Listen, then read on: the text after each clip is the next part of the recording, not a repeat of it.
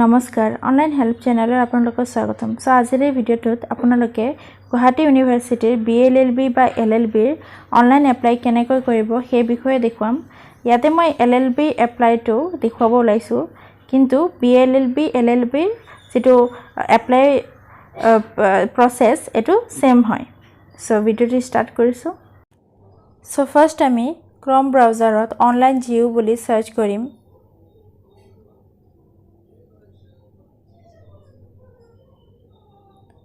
online Jio বুলি search কৰাৰ পিছত ইয়াতে যেটো ফাৰ্স্ট ওয়েবসাইট ওলাব onlinegeo.in বুলি তাতে আমি ক্লিক কৰিম ক্লিক কৰাৰ পিছত এনেকুৱা ধৰণৰ ইন্টাৰফেস আহিব ইয়াতে আপোনালোকে যেটো এপ্লাই কৰিব বিচাৰে BALLB বা LLB এন্ট্ৰেন্স এক্সামিনেশন তাতে ক্লিক হিয়াৰ টু এপ্লাই যত লিখা আছে তাতে আমি ক্লিক কৰিম সো ইয়াতে মই LLB কাৰণে এপ্লাই কৰিব ওলাইছো সেই কাৰণে যেটো সেকেন্ড পইণ্ট আছে ক্লিক হিয়াৰ টু এপ্লাই তাতে মই ক্লিক কৰিম LLB ৰ বাবে তাৰ পিছত ইয়াতে যেটো LLB BALLB দুটাৰ বাবে 3 আগষ্টলৈ এপ্লাই কৰাৰ ডেট দিয়া হৈছে সো ইয়াতে যেটো গ্ৰীন কালাৰ ক্লিক হিয়াৰ লিখা আছে তাতে আমি ক্লিক কৰিম ক্লিক কৰাৰ পিছত আমাৰ যেটো মোবাইল নাম্বাৰ ইয়াতে আমি আমাৰ মোবাইল নাম্বাৰ এন্টাৰ কৰিব লাগিব মোবাইল নাম্বাৰ এন্টাৰ কৰাৰ পিছত আমাৰ ডেট অফ বাৰ্থ ইয়াৰ পৰা এন্টাৰ কৰিব লাগিব ডেট অফ বাৰ্থ এন্টাৰ কৰাৰ পিছত ইয়াতে যেটো স্টাৰ্ট লিখা আছে তাতে আমি ক্লিক কৰি দিম ক্লিক কৰাৰ পিছত ইয়াৰ ফৰ্মটো খুল খাই যাব ইয়াতে ফাৰ্স্ট আমি DHE ইউনিক আইডি দিব লাগিব যদি আপোনালোকৰ DHE ইউনিক আইডি নাই তলত দিয়া লিংকৰ জৰিয়তে এটো ক্ৰিয়েট কৰি লব ইয়াতে মই প্ৰথমতে DHE ইউনিক আইডি যেটো আছে হেটো ইউনিক আইডিটো এন্টাৰ কৰিম তাৰ পিছত আমাৰ ফাৰ্স্ট নেমটো এন্টাৰ কৰিম যদি মিডল নেম আছে মিডল নেম এন্টাৰ কৰিব পাৰে লাষ্ট নেম এন্টাৰ কৰিম আমাৰ তাৰ পিছত আমাৰ ইয়াতে ইমেইল আইডিটো আমি এন্টাৰ কৰিম ইমেইল আইডি এন্টাৰ কৰাৰ পিছত আমাৰ ফাদাৰ্স নেমটো ইয়াতে এন্টাৰ কৰিম ফাদাৰ্স নেমৰ পিছত আমাৰ মাদাৰ্স নেমটো এন্টাৰ কৰিম ইয়াতে তাৰ পিছত আমাৰ পেৰেন্টস মোবাইল নাম্বাৰটো ইয়াতে এন্টাৰ কৰিম তাৰ পিছত ইয়াতে পেৰেন্টসৰ ইমেইল আমি ইয়াতে এন্টাৰ কৰিম পেৰেন্টসৰ ইমেইল এটো অপচনেল হয় তাৰ পিছত আমি জেন্ডাৰ সিলেক্ট কৰিম ইয়াৰ পৰা সিলেক্ট কৰাৰ পিছত ইয়াতে আমি আমাৰ ৰিজাৰ্ভেশন ক্যাটেগৰী সিলেক্ট কৰি লম তাৰ পিছত এতে কাষ্ট অপচনেল হয় তাৰ পিছত আমি ইয়াতে ৰিলিজন সিলেক্ট কৰি লম তাৰ পিছত ডোমিসাইল ষ্টেট ডোমিসাইল আৰু কান্ট্ৰি ইয়াতে সিলেক্ট কৰা থাকিব আমি নেক্সট ইয়াতে যেটো আধাৰ নম্বৰ অপচনেল হয় ইয়াতে ইয়াৰে পৰা আপোনালোকে তাকো আধাৰ নম্বৰটো এন্টাৰ কৰি দিব পাৰে তাৰ পিছত আপোনালোকে যদি হোস্টেল বিচাৰে তেনেহলে ইয়েস আৰু যদি নিবিচাৰে নট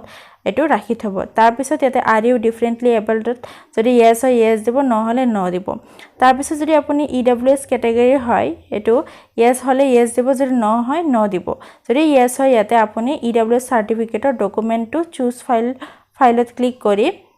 ইয়াতে আপলোড কৰিব লাগিব তাৰ পিছত ইয়াতে যেটো সেভ পাৰ্সোনাল ডিটেইলছ লিখা আছে তাতে আমি ক্লিক কৰি গুটেখিনি আমি সেভ কৰি লম আৰু আপডেটেড ওকে কৰি দিম তাৰ পিছত ইয়াতে আমাৰ এড্ৰেছ ডিটেইলছ দিব লাগিব ইয়াতে ফাৰ্স্ট আমি ইয়াতে কৰেসপন্ডেন্স এড্ৰেছ ইয়াতে আমি ফিল কৰিম আমি আমাৰ ষ্ট্ৰীট নেম বা ল্যান্ডমাৰ্ক ইয়াতে ফিল কৰিম ল্যান্ডমাৰ্ক ফিল কৰাৰ পিছত ইয়াতে আমাৰ ভিলেজ বা টাউনৰ নেমটো ইয়াতে ফিল কৰিম তাৰ পিছত আমাৰ ডিস্ট্ৰিক্টটো ইয়াতে ফিল কৰিম আমি ইয়াতে ডিস্ট্ৰিক্টৰ পিছত ইয়াতে আমাৰ ষ্টেটৰ নেমটো ইয়াতে আমি টাইপ কৰিম তাৰ পিছত ইয়াতে কান্ট্ৰিৰ নামটো টাইপ কৰিম তাৰ পিছত নেক্সট ইয়াতে আমাৰ যেটো পিন কোড নাম্বাৰটো ইয়াতে এন্টাৰ কৰিম এন্টাৰ কৰাৰ পিছত ইয়াতে যেটো ৰাইট সাইডে পাৰ্মানেন্ট এড্ৰেছৰ অপচন আছে যদি আপোনাৰ পাৰ্মানেন্ট এড্ৰেছ আৰু কৰেসপন্ডেন্স এড্ৰেছ সেম হয় তেনেহলে টিক মাৰ্কত ক্লিক কৰি দিব আৰু যদি কৰেসপন্ডেন্স এড্ৰেছ আৰু পাৰ্মানেন্ট এড্ৰেছ বেলেগ হয় তেনেহলে আপুনি আপোনালোকে আকৌ যেটো পাৰ্মানেন্ট এড্ৰেছ এটো ফিল কৰিব লাগিব সো মোৰ কৰেসপন্ডেন্স আৰু পাৰ্মানেন্ট এড্ৰেছ বেলেগ হয় সেই কাৰণে মই পাৰ্মানেন্ট এড্ৰেছটো আকৌ ফিল কৰি দিছো এটা আমি ষ্টেট সিলেক্ট কৰিম কান্ট্ৰি সিলেক্ট কৰিম তাৰ পিছত ইয়াৰ পৰা আমি পিন কোডটো ইয়াৰ পৰা এন্টাৰ কৰি দিম এন্টাৰ কৰাৰ পিছত এতে যেটো সেভ এড্ৰেছ লিখা আছে সেভ এড্ৰেছত আমি ক্লিক কৰি দিম ক্লিক কৰাৰ পিছত এটা ওকে ক্লিক কৰি দিম তাৰ পিছত ইয়াতে কিছুমান আদাৰ ৰিজাৰ্ভেশন ক্যাটেগৰী ডিটেইলছ দিয়া আছে যদি আপোনাৰ ইয়াতে ৰিজাৰ্ভেশন ক্যাটেগৰীত কিবা সিমিলাৰ থাকে ইয়াতে সিলেক্ট কৰি ইয়েছত দিব পাৰে নহলে ইয়াতে সেভ আদাৰ ক্যাটেগৰী যেটো লিখা আছে তাতে ওকে তাতে সেভ কৰি এটো ওকে ক্লিক কৰি দিব নেক্সট ইয়াতে ইউনিক আইডেন্টিটি ডিটেইলছত আমাৰ যেটো ফাৰ্স্ট আমি ইয়াতে 10th যেটো ৰোল নাম্বাৰ 10th ৰোল নাম্বাৰটো ইয়াতে আমি এন্টাৰ কৰিম তাৰ পিছত ইয়াতে আমাৰ মাৰ্কশিটত যেটো 10th সিৰিয়াল নাম্বাৰ আছে সিৰিয়াল নাম্বাৰ এন্টাৰ কৰিম তাৰপিছত 12th ৰোল নাম্বাৰ এন্টাৰ কৰিম আৰু 12th মাৰ্কশিটত যেটো সিৰিয়াল নাম্বাৰ আছে সিৰিয়াল নাম্বাৰ আমি ইয়াতে এন্টাৰ কৰিম এন্টাৰ কৰাৰ পিছত ইয়াতে যেটো সেভ ইউনিক আইডেন্টিটি আছে তাতে আমি ক্লিক কৰি দিম ক্লিক কৰাৰ পিছত নেক্সট ইয়াতে আমি বেংক ডিটেইলস ফিল কৰিব লাগিব সো ইয়াতে একাউন্ট নেম মিন্স আমাৰ যেটো একাউন্ট হোল্ডাৰ মানে আমাৰ নিজৰ নামটো ইয়াতে এন্টাৰ কৰিম তাৰপিছত আমাৰ একাউন্ট নাম্বাৰটো এন্টাৰ কৰিম বেংকৰ নেমটো এন্টাৰ কৰিম ব্ৰাঞ্চৰ নামটো এন্টাৰ কৰিম আইএফএসসি কোডটো এন্টাৰ কৰিম তাৰপিছত ইয়াতে সেভ বেংক ডিটেইলছত আমি ক্লিক কৰি দিম ক্লিক কৰাৰ পিছত ইয়াতে কাৰেন্ট স্টুডেন্টশিপ ডিটেইলছত ইয়াতে খুদিছে যে আমি ৰেগুলাৰ কোৰ্স জিওৰ আন্ডাৰত কিবা বা বেলেগ ইউনিভাৰ্সিটিৰ আন্ডাৰত ৰেগুলাৰ কোৰ্স কৰি আছো নেকি যদি ইয়েস হয় ইয়েস দিব বা নথাকিলে ন দিব নেক্সট ইয়াতে খুদিছে যে আমি ইউনিভাৰ্সিটিৰ আন্ডাৰত কিবা মাস্টাৰ্স প্ৰগ্ৰাম কৰি আছো নেকি যদি ইয়েস হয় ইয়েস দিব ন হয় ন দিব ইয়াতে লাষ্ট খুদিছে যে do you have registration number Guwahati university যেহেতু আমাৰ ডিগ্ৰী সময়ত গুৱাহাটী ইউনিভাৰ্সিটিৰ ৰেজিষ্ট্ৰেচন নাম্বাৰটো আছে হেতু কাৰণে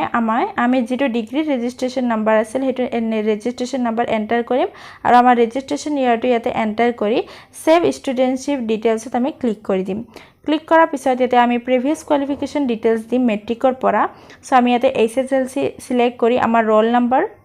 এন্টাৰ কৰিম তাৰ পিছত ইয়াতে স্ট্যাটাসত পাস্ট বুলি দিম তাৰ পিছত আমাৰ ইয়াতে পাসিং ইয়াৰটো এন্টাৰ কৰিম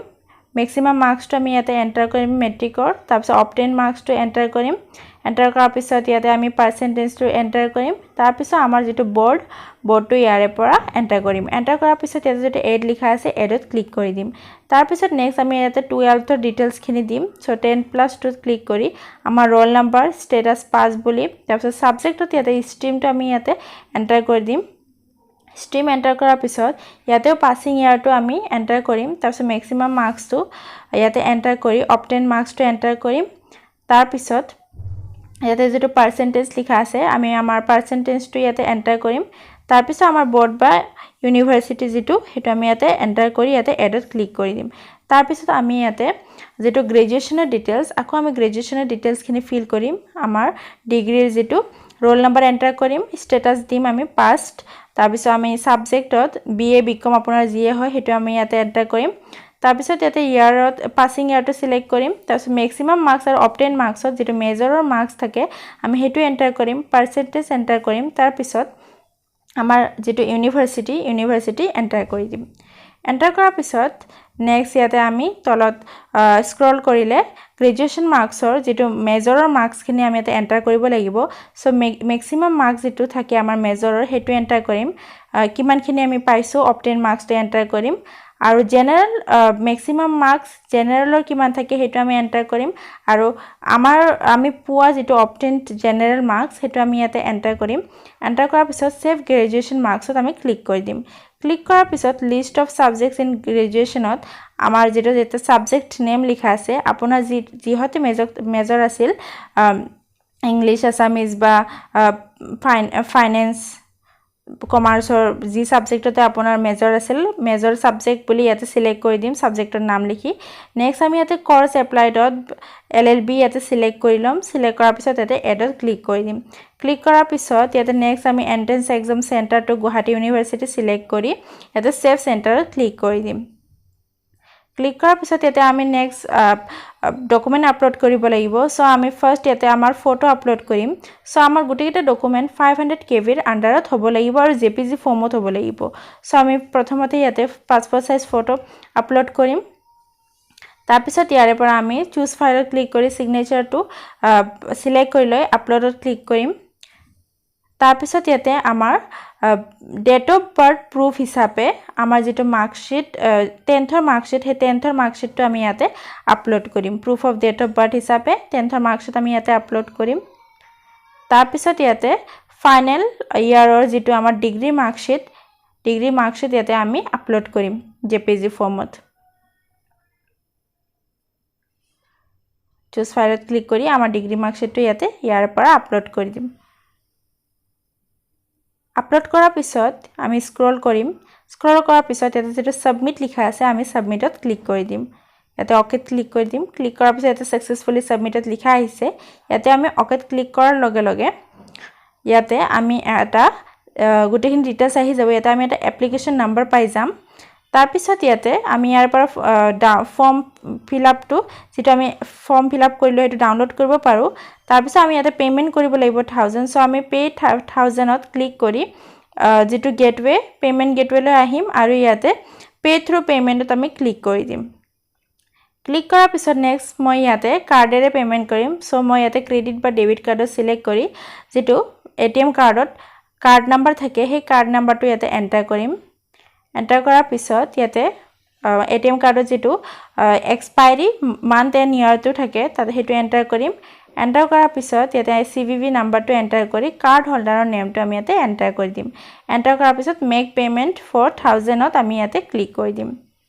ক্লিক কৰাৰ পিছত আমাৰ যেটো বেংকত ৰেজিষ্টাৰ্ড মোবাইল নাম্বাৰ আছে তাতে এটা ওটিপি যাব সেই ওটিপিটো আমি ইয়াতে এন্টাৰ কৰিব লাগিব সো ওটিপিটো আহি গৈছে সো এই ওটিপিটো মই ইয়াতে এন্টাৰ কৰি দিম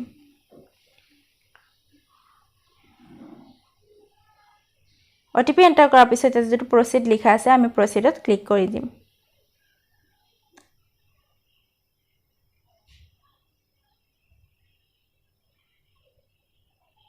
ক্লিক কৰাৰ পিছত এনেকুৱা আহিব ফি পেমেন্ট ৰিসিপ্টটো যে পেমেন্ট সাকসেস হৈছে সো ইয়াতে গুটেখিনি ডিটেইলস আহি যাব ট্ৰানজেকচনৰ সো ইয়াতে যেটো ওপৰত লিখা আছে ডাউনলোড ৰিসিপ্ট বুলি তাতে আমি ডাউনলোড ৰিসিপ্টত ক্লিক কৰি আমাৰ যেটো পেমেন্ট ৰিসিপ্ট হেতু ইয়াৰে পৰা ডাউনলোড কৰি লম সো ডাউনলোড ৰিসিপ্টত আমি ক্লিক কৰিম ক্লিক কৰাৰ লগে লগে যেটো আমাৰ পেমেন্ট ৰিসিপ্ট ইয়াৰে পৰা এটো ডাউনলোড হৈ যাব সো এখন হৈছে ফি পেমেন্ট ৰিসিপ্ট